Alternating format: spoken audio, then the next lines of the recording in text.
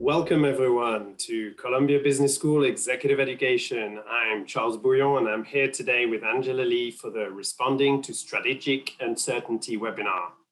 Before I introduce Angela, I will just go over some brief logistics which will appear on your screen. A recording will be available after the webinar. We also encourage you to tweet about the webinar using the hashtag CBSExecEd.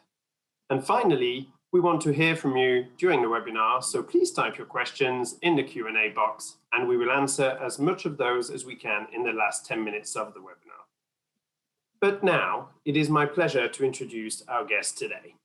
Angela Lee is the Professor of Practice and Chief Innovation Officer at Columbia Business School, where she teaches top-rated courses in venture capital, strategy, and leadership. She started her career in product management and then moved into strategy consulting at McKinsey. She has launched 4 startups and is also the founder of the investing network 37 Angels. Angela has spoken at the White House and is regularly invited to advise decision makers at the highest levels, including Prime Minister Trudeau. She was recognized by Inc. magazine as one of the 17 inspiring women to watch in 2017, by Crain's as a notable woman in tech in 2019. And earlier this year, Angela received the Dean's Award for Teaching Excellence right here at Columbia Business School. But now it is time to hand you over to Angela. Thank you so much, Charles.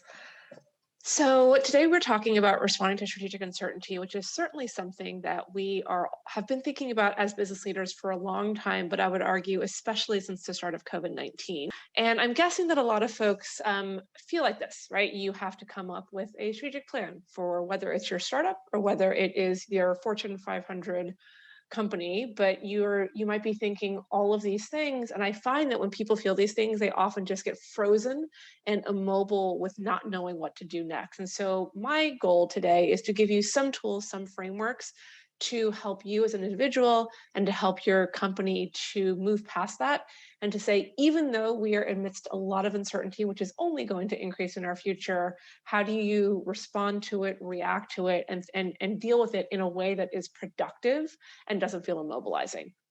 So I have a 4-part framework, and we'll go through each of these steps and talk through specific tools to use in each of them.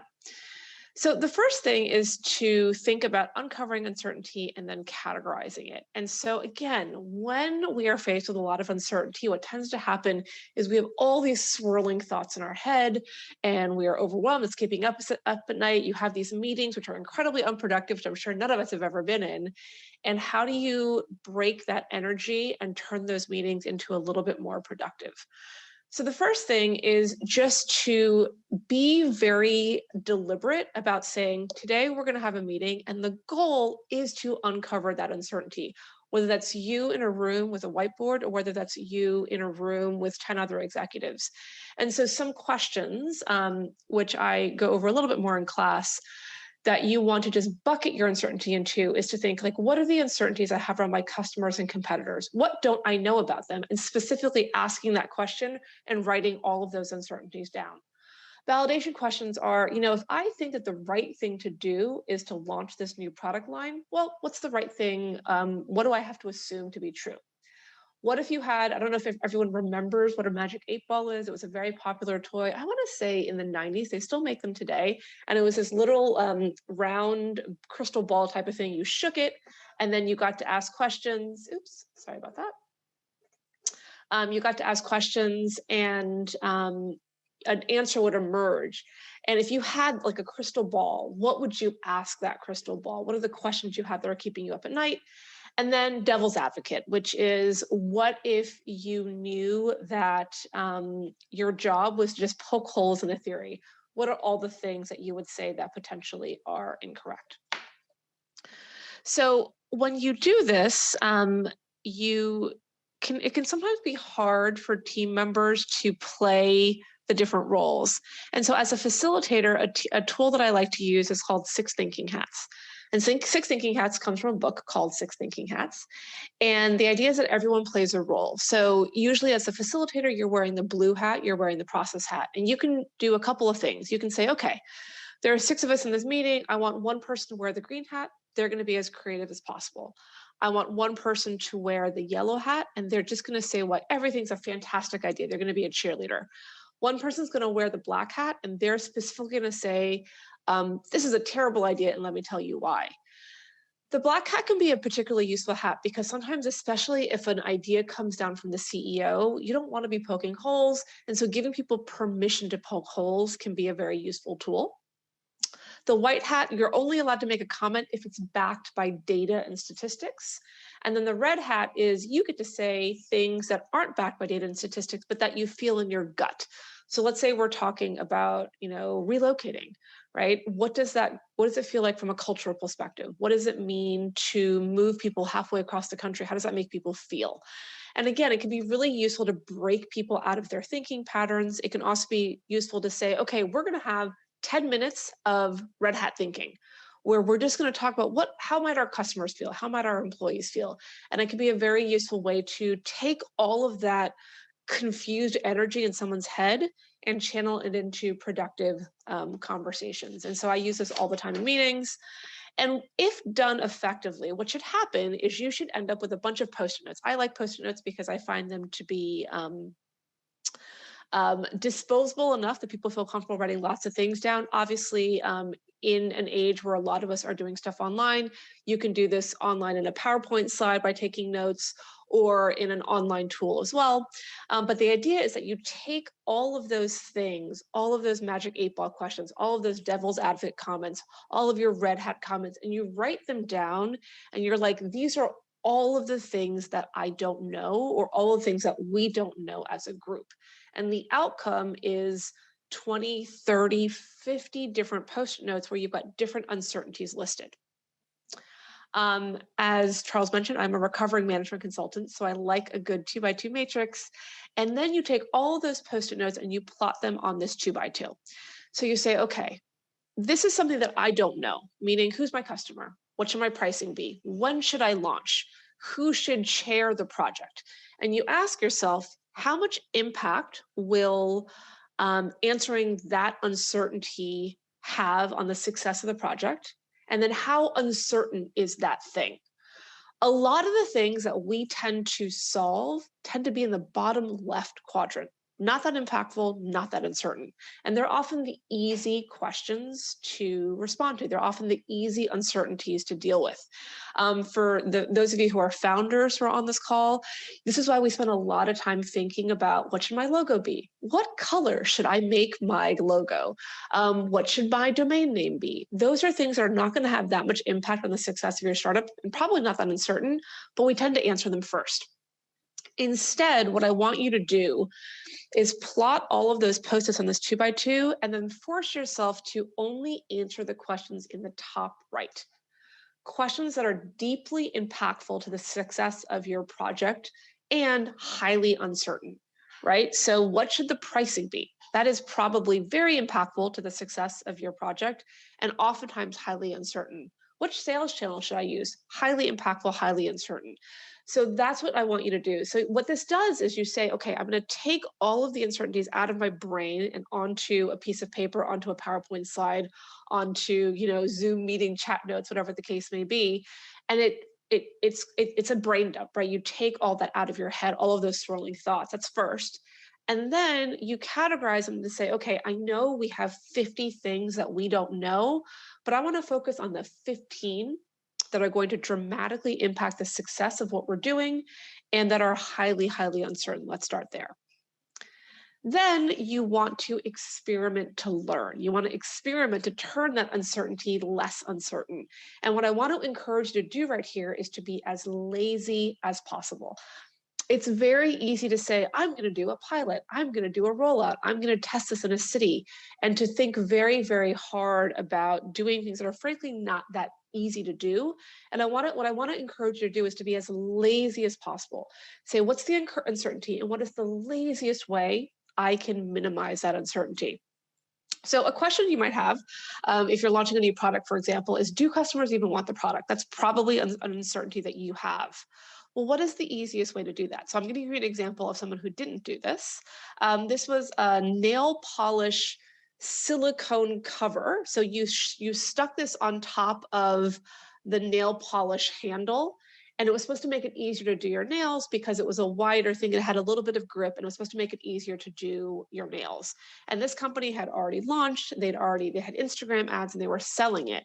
And if you went onto Instagram, all of the comments were like, I don't get it, this isn't necessary. So they hadn't asked this question before they launched the product. And so a really easy way to ask this question is, for example, doing a landing page. A landing page is exactly what this looks like. Our amazing thingamabob is coming soon. Here are 2 seconds about our thingamabob. And then if you're interested, give me your email address. Now, do this before you have built your prototype. Do this before you have built your app, before you have invested $1 million in building a technical platform. Because what you can see is do people even care enough to give you their email address? And if they don't, they're certainly not going to buy your product. So I love landing pages to do before, again, you've developed your product. And guess what? You can develop 5 landing pages.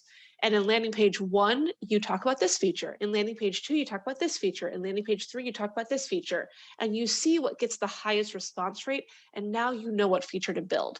You can build this in 5 minutes on Lander app, LaunchRock. There are many, many places that build landing pages. But do this before you spend $1 million in 6 months building a product. This is why Kickstarter and Indiegogo are so popular, right? These are crowdfunding sites where they have done this as a business, right? Which is, I'm going to describe my thing. Once enough people give me money, I'm then going to go build it. And so it's a great way to take that one step further.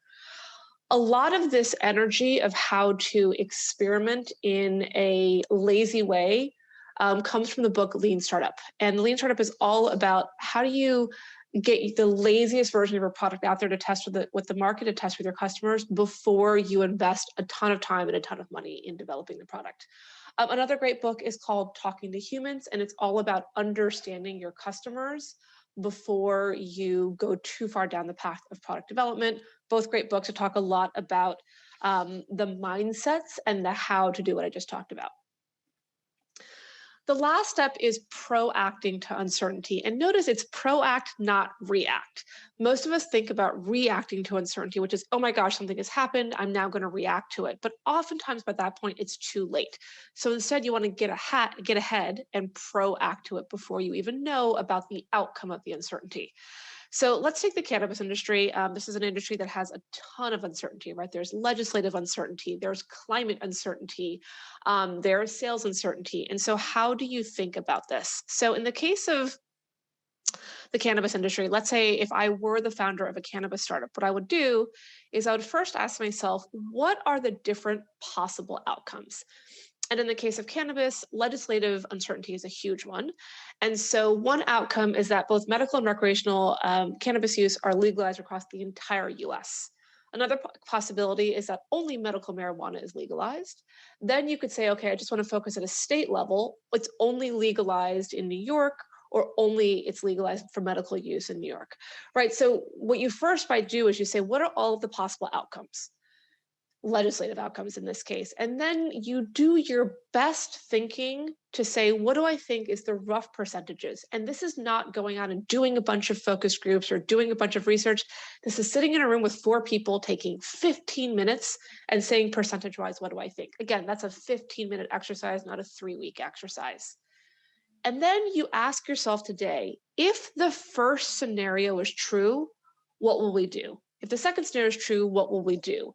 And then what can we do to prepare today? For example, let's say that the first scenario is true. Well, then you need to have 3 farms that you're partnering with ready to go.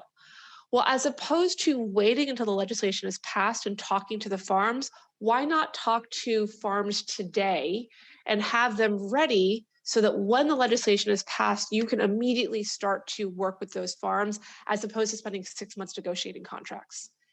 And then what can you do to impact the outcome? Can you do lobbying? Can you get to know people who are in the know around legislation to better fine-tune your answers?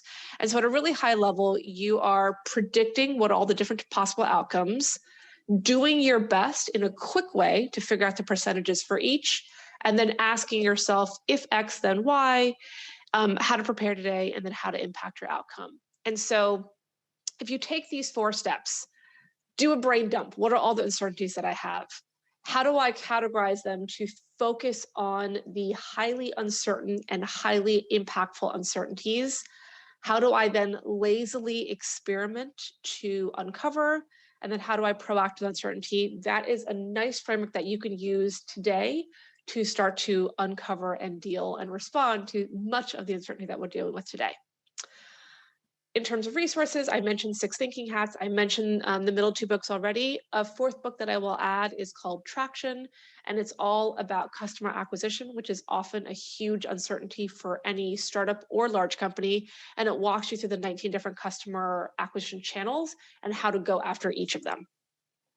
So with that, I am going to open up to questions. A couple of you have already typed questions into the Q&A, but in Zoom, there is a Q&A feature. You can definitely type some questions in, and then I will take them live. I'm going to stop sharing now so that it feels a little bit more interactive.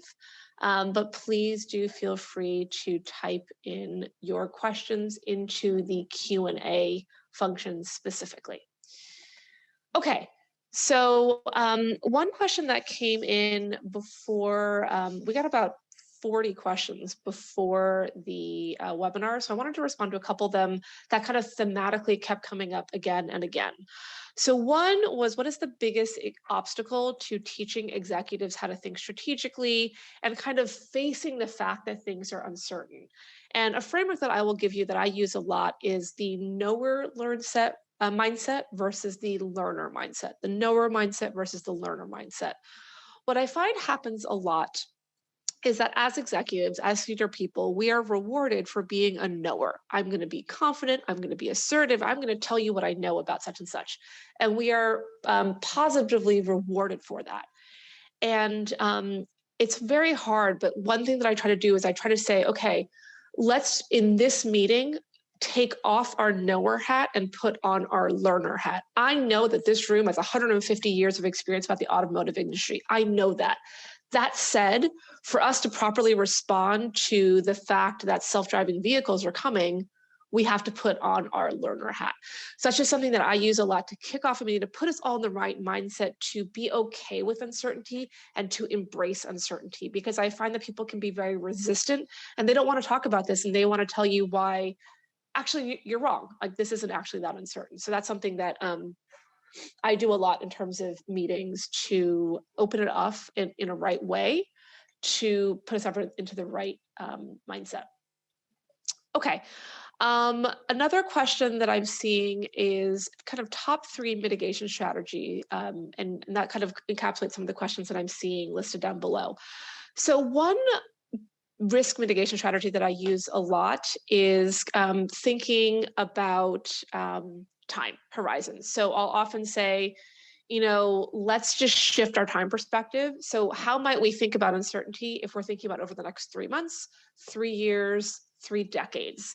And I find that what happens is as people go further out, they're more willing to be open about uncertainties and they're more willing to put more stuff on Post-it notes. Because sometimes you get into a meeting and people very much want to show how few uncertainties there are, and they will hold back. And I find that when you start to think 3 decades out, it kind of opens people up to be very candid and free thinking about uncertainties. That's one. The second thing is having a list of questions to open people's minds. And so I go over this in the course that I teach, where I have a list of 20 questions that I keep in my back pocket that I just always use to kick off these meetings to keep people open-minded.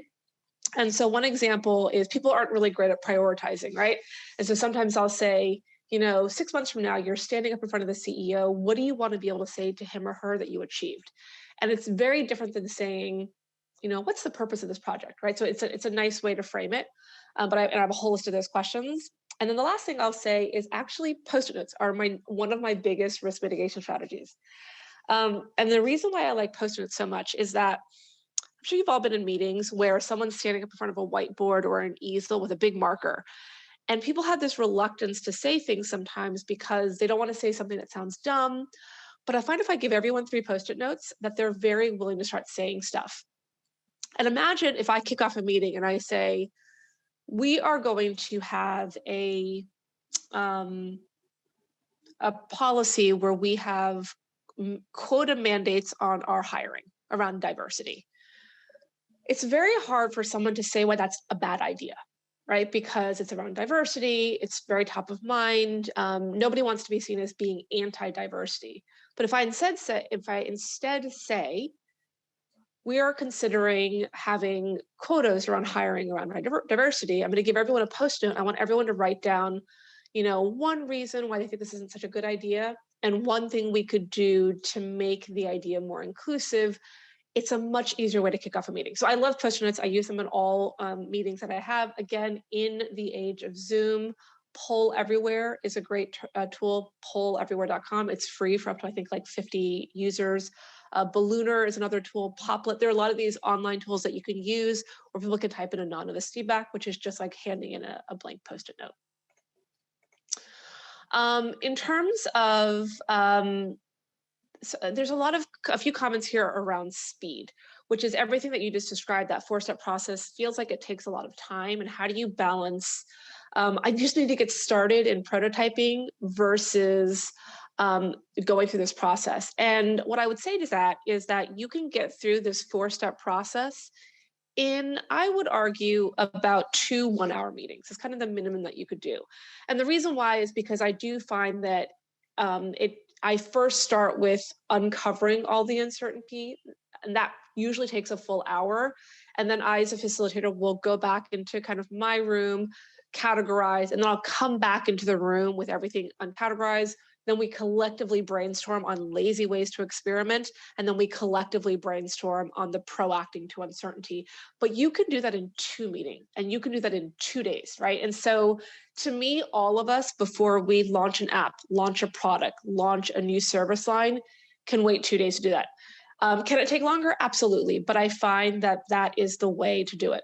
By the way, I'm noticing a lot of people are asking questions via the chat window, and I do want to direct you to the Q&A feature specifically, which is where I'm going through the questions. A lot of the questions in the chat window are about whether or not the recording will be shared. It absolutely will be shared after this, and you can follow along with the slides there. Okay, so what happens, this is a good one. What if you have a product or a service that doesn't exist and you have to educate customers about it? Again, turn that into an uncertainty. So the question you would ask yourself is, what are the best ways to educate customers?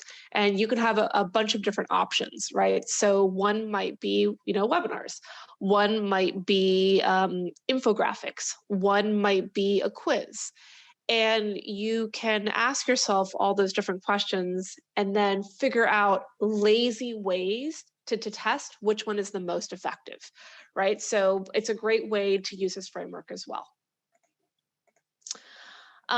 So in terms of, this is a good question. Do you find the categorization of uncertainty, can it lead to restricted outcomes? So for example, by forcing you to use the 2x2, are you maybe overly constraining the thinking? So what I find is that when I'm doing innovation work, again, with a 3-person startup or with the C-suite of a Fortune 100 company, is to be very purposeful about being divergent and then being convergent. So in the uncovering uncertainty phase, I want to be incredibly divergent. Post-it notes, anonymous poll questions, 6 thinking hats, my 25 different questions to uncover uncertainty. I have even more tools and frameworks that I use to uncover uncertainty, and I want to be as divergent as possible. And then when it's time to prioritize the uncertainty, then I do purposely want to be convergent. And I find that it's okay so long as I've been purposeful. When we get to proacting to uncertainty, I agree that sometimes people can be very bounded in how they think. One tool that I will use then to be divergent is Scamper.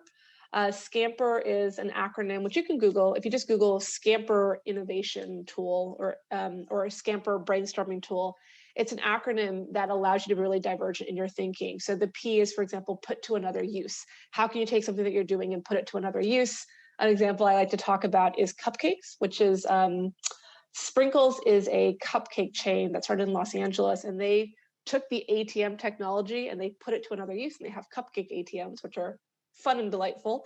And so that's certainly one way to think about it. But I think it's being purposeful that we're going to be convergent, then divergent, divergent, then convergent, then divergent, and then convergent.